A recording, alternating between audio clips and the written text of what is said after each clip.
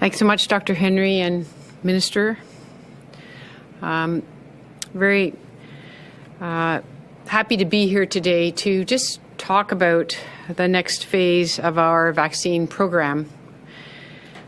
You know, I think it's a remarkable feat that we continue to increase the numbers of fully vaccinated British Columbians. We're now up to 92% of our province has been vaccinated with dose 1 of those who are eligible, and 89% dose 2. This is a remarkable achievement, and to Dr. Henry's points, is actually providing us very significant protection against this new phase of the pandemic. Since we started our booster program on October 27th, we've sent out 1.146 million booster invitations. We've actually provided 905,784 boosters to date. That's up to the end of yesterday. And as Dr. Henry closed with, that's in spite of floods, fires, snowstorms, very cold weather, transportation issues. And, you know, I think it's really important to recognize the commitment of our public to persevere and, like the Mail, get to their vaccination clinic to get their vaccine, and also to the incredible effort of our health authorities, our pharmacies, and our suppliers, and all the very many people that have been behind this campaign to get British Columbia boosted. One of the things, if you look at access to appointments for vaccine, there are 720 locations as of today in British Columbia that are providing vaccinations, and that will continue to increase over the coming weeks. And there are accessible appointments even this week. As of yesterday, we had another 8,400 slots available for you to get your vaccination before the new year rings in on Saturday. But now, as we turn to the next phase of our campaign, we have been working hard over the last 2 weeks to plan increased capacity into January through February, and hopefully to bring our booster campaign to an even sooner conclusion.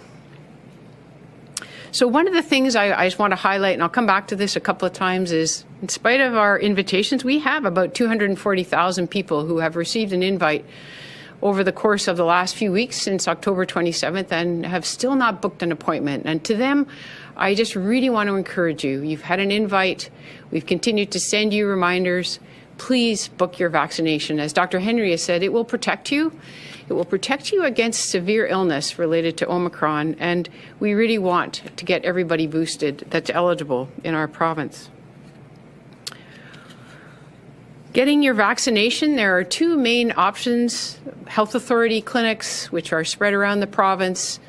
Some communities will be vaccinated as a whole community over the coming weeks, and as well our pharmacies. And I just want to speak a little bit about our pharmacy partners. They're very important. We have 514 pharmacies currently providing vaccinations, and that's increasing all the time. We will go up another 200 and I think 254 this week. And in January, we will bring the total number of pharmacies up to 1,100. Those are spread around our province. They're very local. And compared to our dose 1 and dose 2 campaign, where the health authorities had multiple clinics, all in about different areas of their communities, it is the pharmacies that will work with the health authorities to provide that local access to vaccination.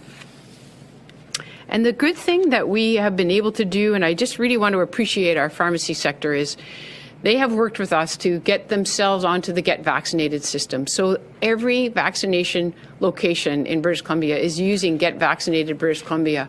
So Dr. Henry has a record every day of who's vaccinated, what they got, where they got it, what health authority they live in, how old they are, that information is readily available. And our public have one place to book an appointment. And as they go in, they can find pharmacies, health authority clinics, clinics specific for children, whatever it is the need they're looking for. As Dr. Henry has outlined, the first phase of our program really related to people more at risk, just as we have run the whole vaccination program. So the boosters were no different, and to date we've focused on protecting those at more risk who are vulnerable because of immunosuppression, because they're elderly, and also protecting the healthcare system. Those have been our two goals throughout, and they continue to be the goal for the booster campaign. And I think you know that people that fall into those vulnerable groups are residents of long-term care and assisted living, our homebound seniors, our homebound frail people who aren't necessarily seniors but who need ongoing support as they live in their own home environment. Our Indigenous peoples and those 18 and over have been invited at 5 months, as have our frail seniors, to get their booster since the very start of the booster campaign. We've been vaccinating our healthcare workers across all sectors now, the community, long-term care, hospitals, etc., all on a 6-month interval.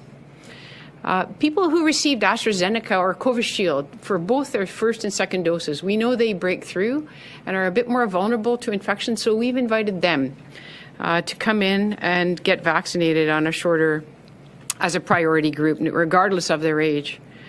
And the clinically extremely vulnerable groups, you may remember we had 3 of those groups, very immunosuppressed. Those were moderately immunosuppressed, and now the broader group with complex chronic medical conditions that were established last year. So they have been a priority for the booster campaign. And finally, we have now invited all those who are at 6 months who are 60 and over, and that will be completed. The invitations for everybody eligible will be out by the end of this week. So our seniors, 60 and over, are vulnerable, those at risk, are very frail people in our facilities. This is what we have focused on over the last weeks. The trigger for those invites has been 5 to 6 months, and for the rest of the population, our original plan was to have people boosted between 6 and 8 months. A very reasonable time frame, as Dr. Henry has said, and that's how we had planned it. But I think at the end of the day, the onset of Omicron, with our first case was December 1st, you'll remember, has really changed the needs. And as Dr. Henry has said, this pandemic, continues to force us to move and change and readapt to its changing nature and the kinds of risks that it's presenting for us. And we know that vaccination, having a full series of dose 1 and dose 2, provides very significant protection against severe illness with Omicron. Many people who have been vaccinated have been infected with Omicron already, but they've had a brief illness. It's quite mild, and to date, cross our fingers, we're very lucky that our hospitalizations for anybody with Omicron have been very, very few. The booster campaign, the booster will provide enhanced immunity, and we know that after 6 months now, the evidence is becoming clear that our immunity does wane. And so really the next phase of our campaign is going to adjust a bit and be focused on trying to get the rest of our population vaccinated as close as possible to a 6-month interval. So now that our vulnerable and seniors are protected, we're moving to an interval-based invitation process. So people getting to 6 months, regardless of their age, between 18 and 59, will be getting an invite as close as we can to that date. And that really, the closeness depends on, the capacity that we've been able to build up. Over the last few weeks, we have been working with the health authorities to continue to build, and they will be building capacity across their clinics, and we will be bringing on more pharmacies as we've discussed, to actually allow as many people as possible to get their invite at 6 months. At this point, we have a backlog of people under the age of 60 who actually are over 6 months, and it's quite a large backlog. It's about 800,000 people who may be a few days to a couple of weeks beyond their 6-month interval. So our first priority in the next few days is to address that group and to send out invites to people who are beyond 6 months. And we've had what we've called our broom. We've been brooming up people over the last few weeks of this campaign who got to 7.5 months. But now we want to capture the ones who are over 6 months and under 7.5 months, so that everybody will now be, in a couple of weeks, on a plane where their invites are coming out when they reach 6 months. Now, some people have asked us, well, why would you go to a broad range of ages, and why aren't we working down through the ages? At the end of the day, you'll remember last May, June, and July, where our vaccine flow started to increase. During that time, we prioritized a very large number of frontline workers, well over 300,000 of those, and they were across many different groups: first responders, emergency workers, Coast Guard, K-12 educational staff, postal workers, warehouse workers, where we had been having significant outbreaks, correction facility staff, transportation staff, truckers, people working in transit, food service workers, all the groups where we were getting clusters of infections. Those groups were prioritized by public health, and we proceeded to vaccinate them. And now they constitute a large part of the group that are now overdue for their 6-month booster. So how are we going to increase capacity? Well, we've been working on planning. I think Minister Dix, before Christmas, talked about the planning that was underway to increase capacity. Our health authorities are bringing on, they've gone back to local governments and asked them, we need your space. We know that you have plans for those, but in the face of this changing in our pandemic, we need your space. So convention centers, sports arenas are being brought back into play for our vaccination campaign, places that were already starting to go back to business as usual. And we're very appreciative to all of those owners of those facilities to help us out with this. The pharmacies are ramping up as well, and then the issue is, do we have enough people to immunize? And in the last couple of days, we've reached out through the College of Nursing and the College of Physicians to immunizers, both retired immunizers, people who are not actively practicing but have experience, and to all our active registrants. And I have to say, we're really in awe that within 24 hours of sending those letters out, we have 1,100 people that have taken the time to respond with a specific email into an email box that we created for this to volunteer their willingness to actually contribute to the booster campaign. So these things, the bringing online of physical capacity and non-clinical staff, we have community partners that are coming back and trying to help us out as best they can. And the immunizers will, are our way of basically expanding our capacity to swallow the elephant that is coming at us for people reaching their 6 months. So our plan is that eligible people between 59 and 18 who are invited to book a booster vaccination, we'd like them to be able to find a booking when they get their invite within 1 to 5 weeks, depending on where they live. Some places will be waiting for a whole health community clinic to come, and they may have to wait a little longer. Others will be able to get a very rapid appointment, and we will be continuing to bring capacity on week by week. And one of the things that I want to say to our public is that as we bring on capacity, if you've made an appointment and there's more capacity coming on, you can go back online, you can change your appointment and bring it up. And we've had people do that much more. It's a much easier process than it was for dose 1 and dose 2.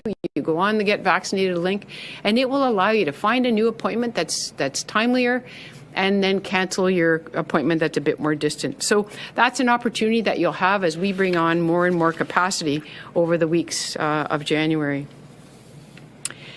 I just want to signal a few things that we've heard from our public. Dr. Henry's office and our team, receive communications from our public, and, basically, along with saying that they can't find an appointment, one of the things that's important as you go on to book your appointment, you have some choices about whether you want to search in your community, within a 10-kilometer radius, a 20-kilometer radius. We really urge you to, go in. If you can't find one in the area you pick, go back and pick another broader geographic area that will find you, because often, if it's not within 10 kilometers, it may be within 11 kilometers, and often you'll click on another button and find there are many options for you. So that's an issue that I want to make sure people know. It's very easy to do. And lots of people who may live out a little bit outside of their community, they click on a 20-kilometer radius, and the next thing they know, they have many options available to them. So really encourage that. We have emails from people who are worried that they're left out, that we've forgotten, we've lost them in our system. And the vast majority of those, when we go back and calculate their interval, they're still short of the 182 days that constitutes the 6-month interval. So, you know, wait for your invite. It is going to come. We have tidied up a number of people that did get dropped out of the system, but at this point in time, the vast majority of people who feel they might have been left out are not quite at their interval. It will arrive pretty much exactly on the day that you reach 6 months, and we will continue to try and achieve that over the coming weeks. And so just to remind you, if you change, you can change your booking easily online. There may be opportunities if you've booked when you got your invite and you're 4 weeks out. There may well be opportunities coming on in the days between that for you to actually move your appointment up. So I think just a note on our call center. Our call center will be closed on New Year's Day.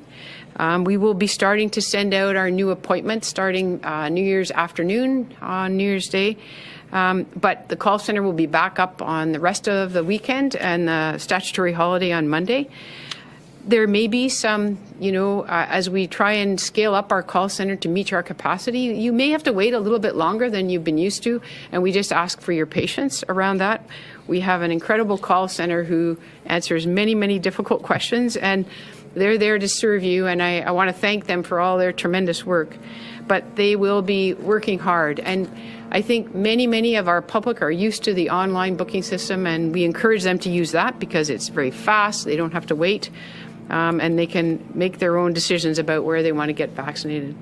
So in closing, I just want to, first of all, thank Minister Dix for the opportunity to be part of this incredible opportunity to be part of vaccinating our public.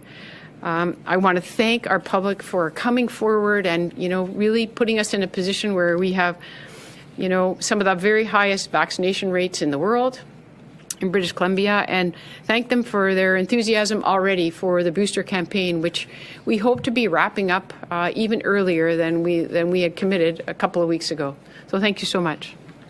Minister?